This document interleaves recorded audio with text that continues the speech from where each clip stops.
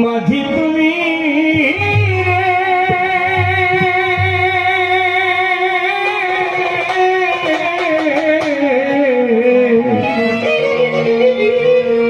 আরে মাঝি চলে কোন দে এসে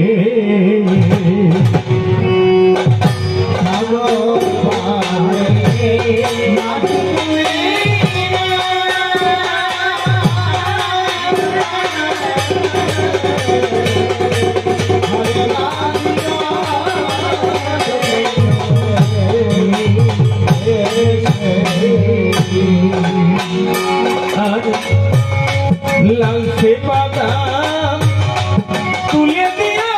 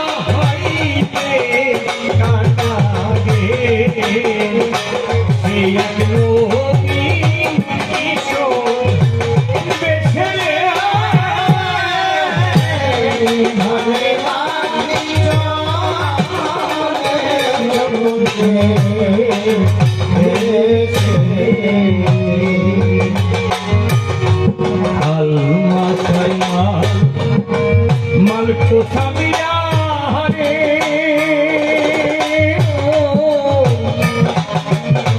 ओ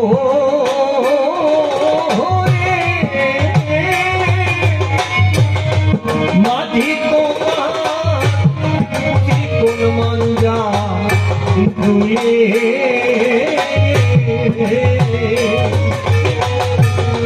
खोला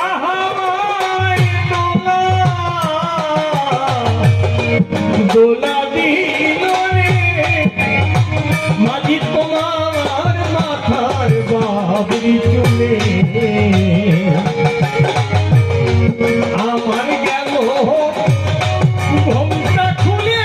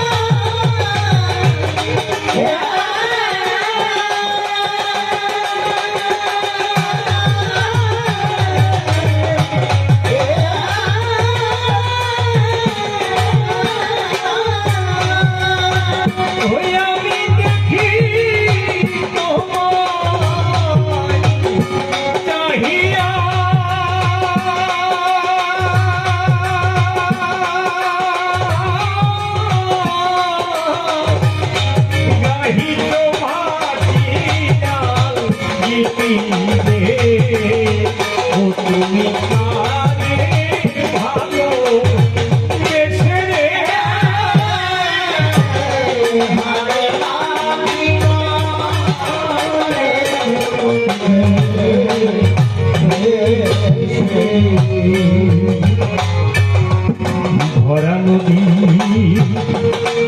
গোলের জোয়ারে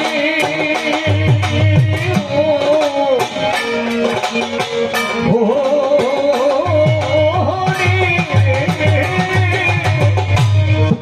আরে মাঝি সাড়ে না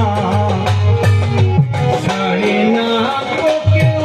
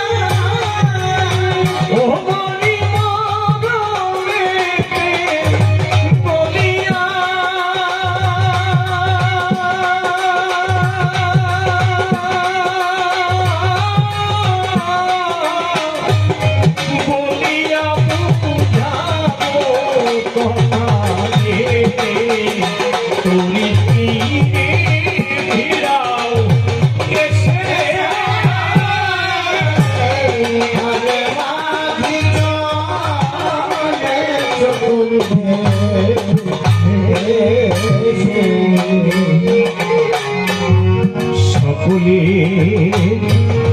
পিপাসা মেটায় রে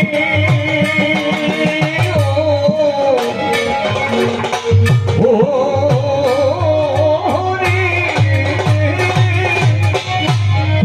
হারে মাঝি এই নদী জলে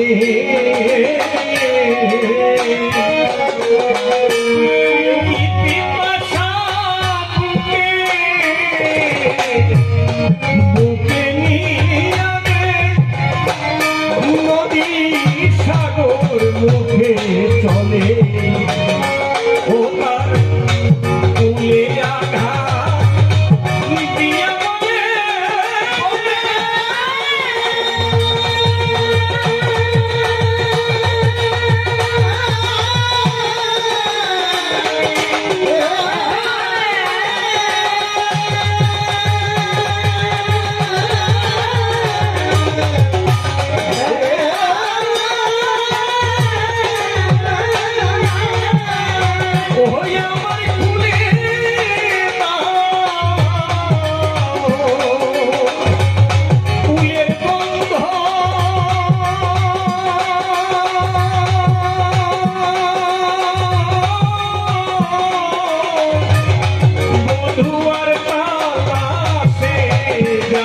বলে সে এক ফুল হারায়া বেশে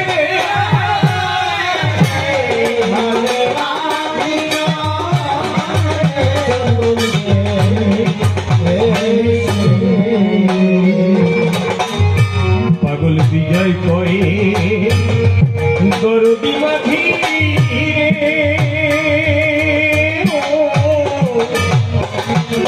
ও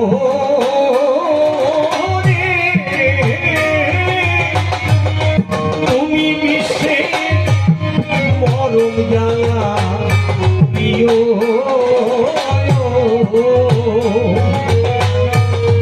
ইশারায় ডেকে লও সবাই রে উড়াইয়ে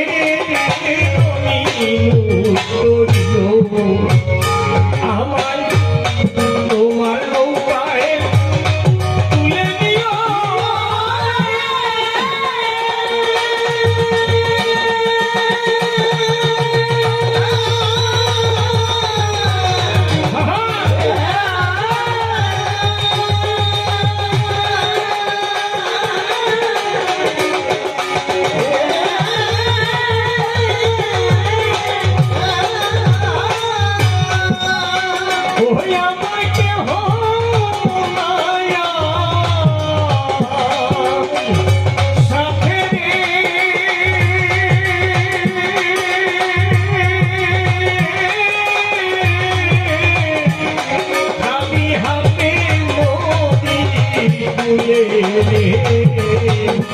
বসে আছি দিনের দেশে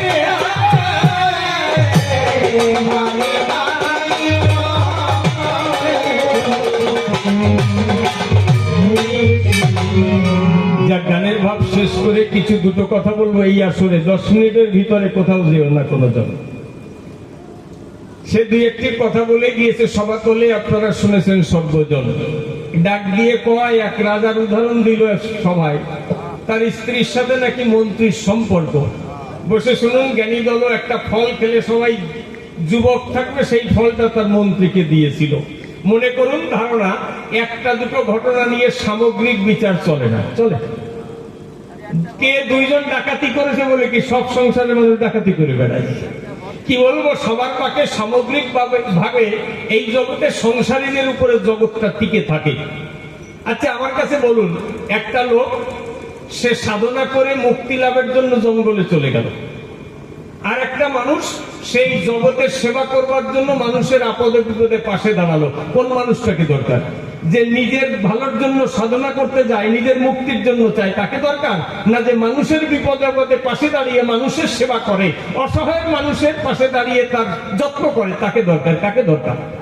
এই জন্য তোমাদের করি বর্তনা এই যে ভাবনা নিয়ে চলো ওটা ঠিক না তাহলে এই এক কথায় তার জবাব হয়ে গেছে। তারপরে যে একটা গল্প দিয়েছে, লিঙ্গর গল্প দিয়েছে না ভাই, ইকোটা একটু কমানো, কারণ এই কথা পরিষ্কার না শুনলে বোঝা যাবে না।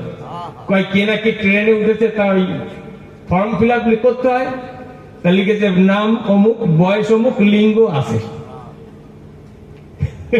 আসলে কি, সে যদি লেখাপড়া জানতো তাহলে তো বুঝতো লিঙ্গ মানে স্ত্রীলিঙ্গ আর পুংলিঙ্গ, ওখানে টিক দিত, স্ত্রীলিঙ্গে টিক দিত, আর তাহলে সে লিখেছে আছে, তার মানে গাছ বলদ। আমার কাছে বলো দেখি, গাছ বলদের উদাহরণ ভদ্রলোকের মধ্যে কেউ দেয় না। এই জন্য বোঝা যায় তুমি ওই দলে পড়ো মহাশয়।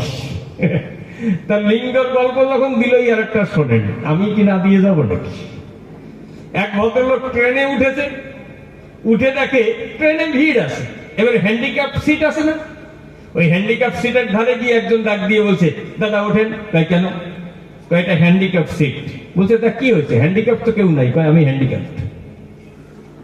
বলছে আপনি তাকিয়ে দেখছে, যুবক, 40-45 বছর বয়স, হাত পা চোখ মুখ সব ঠিকঠাক আছে।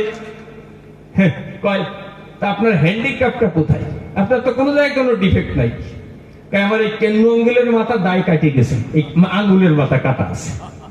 কয় ও আঙ্গুলের মাথা কাটা, এই জন্য আপনি হ্যান্ডিক্যাপ? আমিও হ্যান্ডিক্যাপ। কয় কি করে? কয় আমার নাম আক্কাস আলী, আমারও কাটা আছে। কি বলবো সবার কাছে, এই জন্য সমস্ত গল্প দিও না, ওরকম 2-4 গন্ডা আমার কাছে আছে। আমি যদি ইচ্ছা করি গল্প দিয়ে চাপা দিয়ে দিতে পারি, কিন্তু সে সমস্ত দিয়ে দরকার নাই, কারণ কবিগান গাইলে পরে ওই সমস্ত দরকার করে যেখানে যা শ্রবণ করে। এই জন্য করি ভাবনা উল্টো পাল্টা কথা বলে এদিক ওদিক চলে যাওয়ার চেষ্টা করুন। আবার ডাক দিয়ে কয়, 4 ভাই যদি হরিচাঁদ ঠাকুরের পরিপূরক হয়, তারা আলাদা বাড়ি করলো কেন? এটা জবাব দাও আমায়। আচ্ছা, এটা কোনো কথার কথা? ধরেন 4 ভাই, আজকে কয় পুরুষ? 7ম পুরুষ। তাহলে ওই যে ওরাকান্দির যতটুকু জায়গা মেলা হচ্ছে, আচ্ছা ওইখানে যদি 50খানা ঘর তৈরি করতো, ও মেলা হওয়ার জায়গা থাকতো? হ্যাঁ, কি বলে, নিজেরা কয় ভাই কয় জায়গায় থাকো তা দেখো না। অর্থাৎ যখন যে বড় হবে তাদের সন্তানদের জন্য আলাদা জায়গা বানাতে হবে, এটা তো আলাদা থাকার জন্য নয়। তুমি দেখবে লেখা আছে হরিয়ামৃতের পাতায়, যখন সপলাডাঙ্গা থেকে জমিদার তাদের সবকিছু কেড়ে নিয়ে ঘর বাড়ি পোড়াইয়ে দিয়েছিল, সেখান থেকে যখন 5 ভাই মিলে ওরাকান্দিতে এসে ছাড়া ভিটের উপরে বসবাস করেছিল, 5 ভাই দেখবেন কার কাছে কি আছে আমরা কি করি, লুকাইয়ে রাখি। কিন্তু সেখানে তারা স্বতঃস্ফূর্ত ভাবে কার কাছে কি আছে, বড় ভাই কৃষ্ণদাসের কাছে দিয়েছে। কৃষ্ণদাস সবকিছু সমানভাবে সবাইকে ভাগ করে দিয়েছে। তাহলে মনে করুন ধারণা, বড় ভাই পিতৃ সমতুল্য, যদি কেউ বোঝে তাহার মূল্য, তাহলে ভাইকে কেউ ঠকাতে পারে না। কি বলবো তোমার ঠাই, তাদের কাছে গিয়ে জিজ্ঞেস করো যে হরিচাঁদ ঠাকুরের প্রতি তাদের কোনো অভিযোগ নাই, শ্রদ্ধা ভক্তি আছে। তাহলে তিনি ছিলেন দ্বিতীয় সন্তান। কি বলবো সবার কাছে, দ্বিতীয় সন্তান হয়ে সে প্রথম সন্তানের ভূমিকা অবলম্বন করেছে, জগতের পরিত্রাণ করেছে, আর তার সহযোগিতার জন্য তার ভাইয়েরাও সারা জীবন কাজ করেছে। আমি করি বদনরা, ওই জন্য যুক্তি জানা থাকলেই সব যুক্তি সব জায়গায় দিতে দেও না।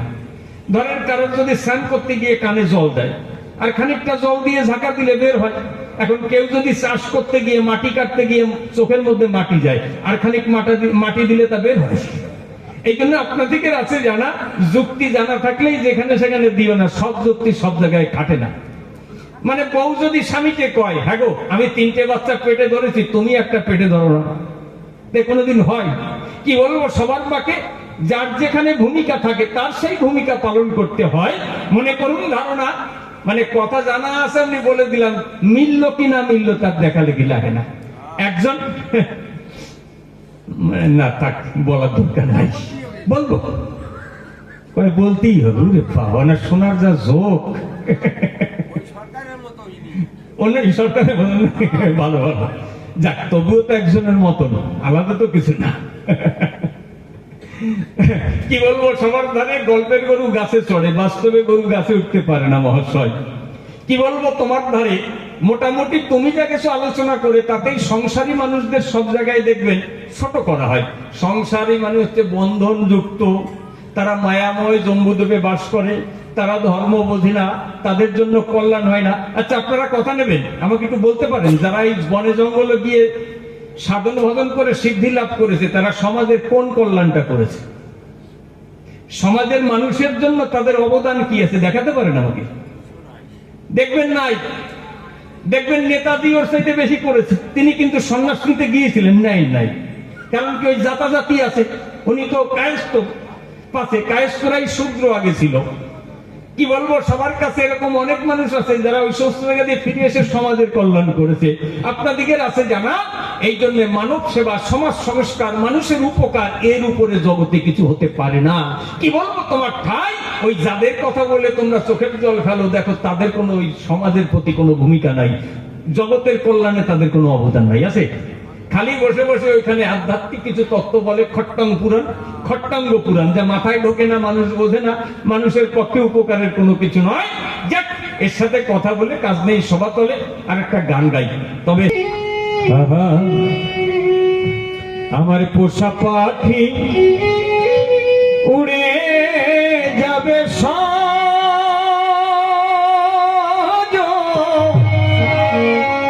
সজনী, একদিন ভাবি নাই মনে,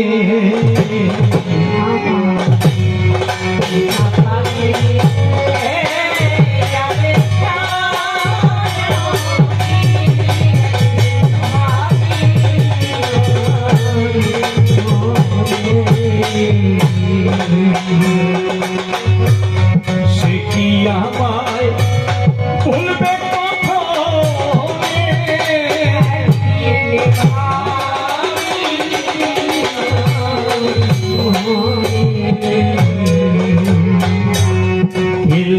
পাখি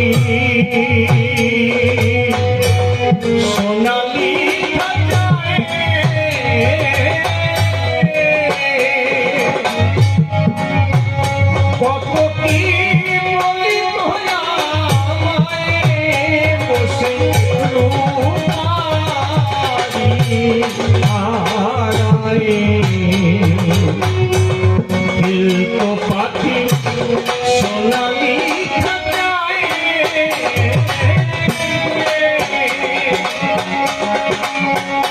কত কি বলি বসে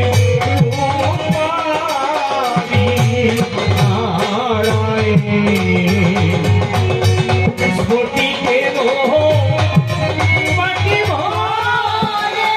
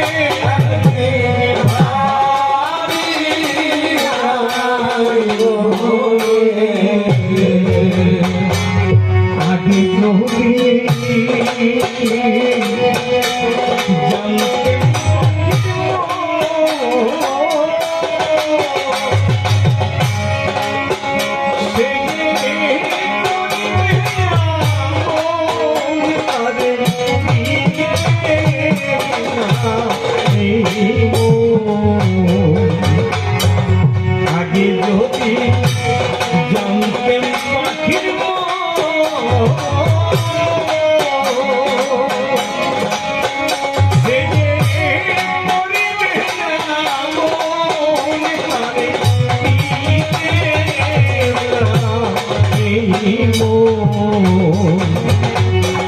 বনের পাখি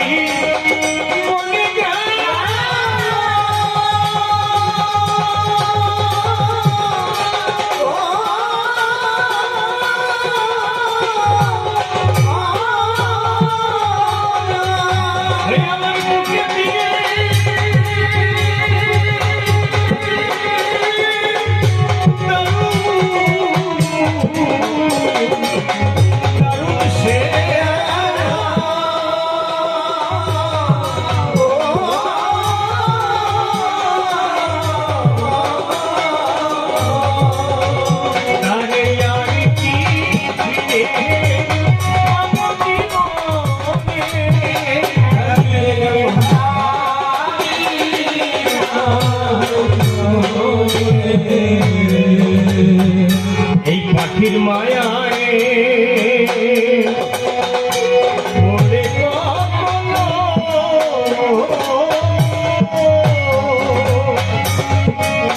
ও কেন আমার মতন সকালে জল ভরা রইত পাখির মায়ায় বলে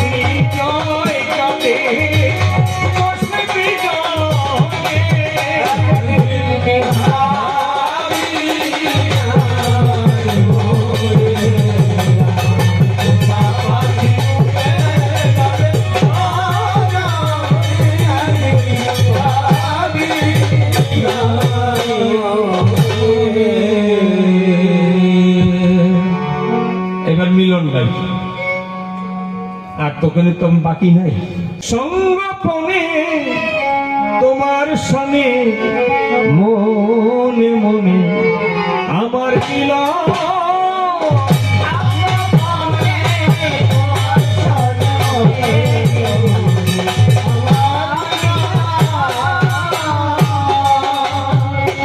তুমি এসো এসো মনোরঞ্জন ভাই তোমার মুখের দুটো কথা শুনিতে চাই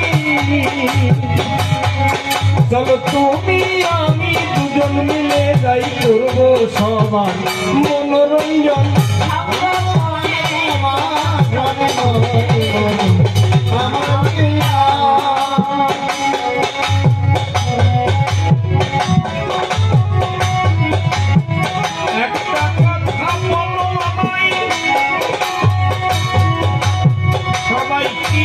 হ্যালো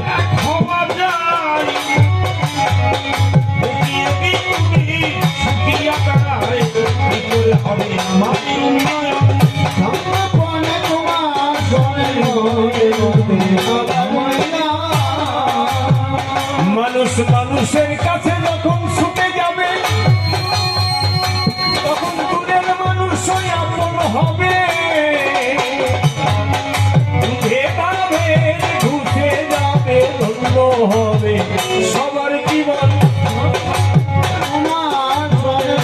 মনে আমার মনে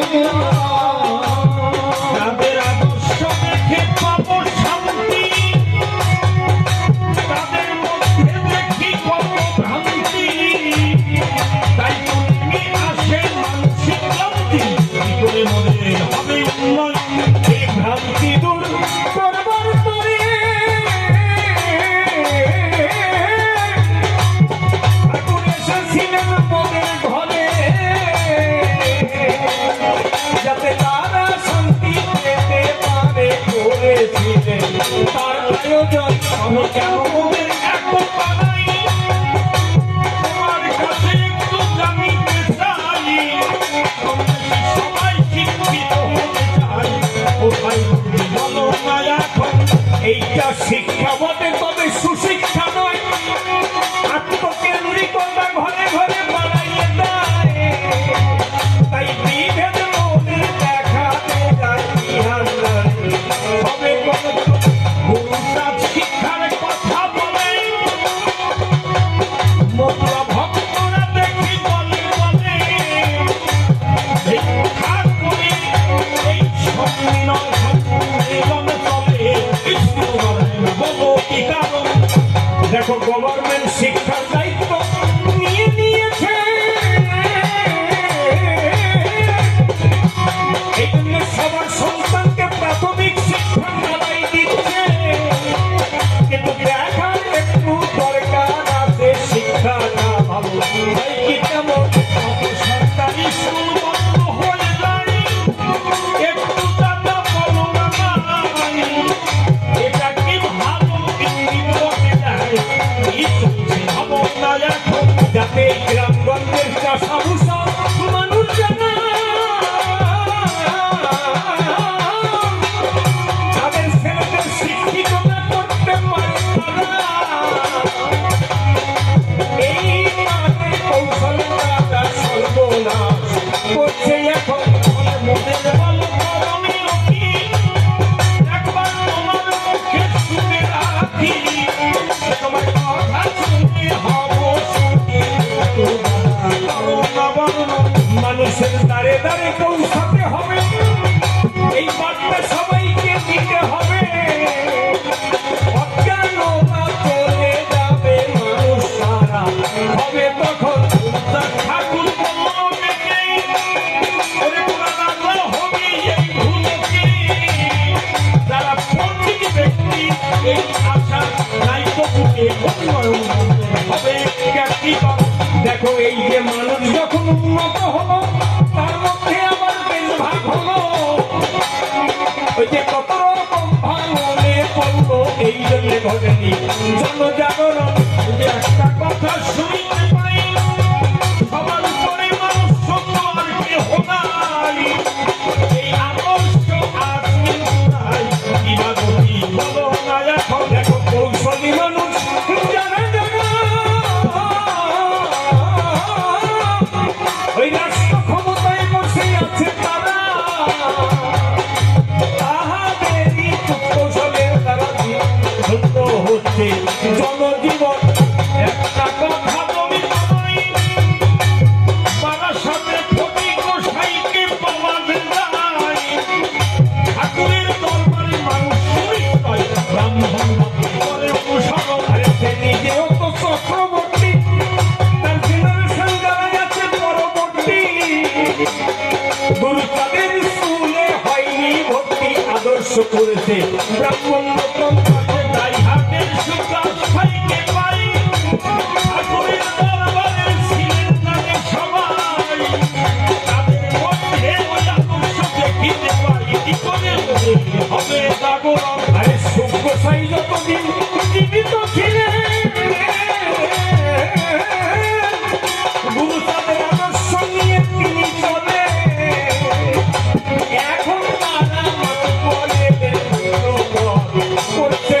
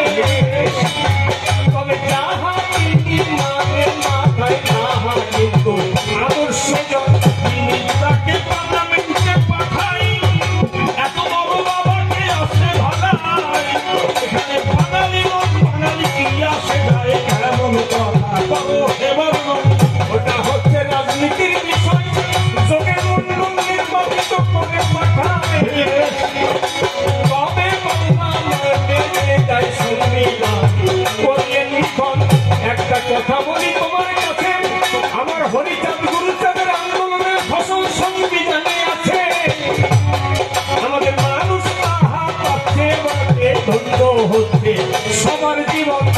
যারা যাদের উপরে আমরা নির্ভর করি, যাদের আদর্শ আমরা গ্রহণ করি, তারা কখনো পথে যায় না ছবি। এ দুর্গতি হবে কি মৌসুম? দেখো হরিচাঁদ ঠাকুর যে আদর্শ দিয়েছে, সে বিশ্বের রক্ষা করুক যেখানে বসে যে কাছে। ওই সঠিক রাস্তায় সেই দল আছে যে ধর্ম সে অনুগ্রহণ।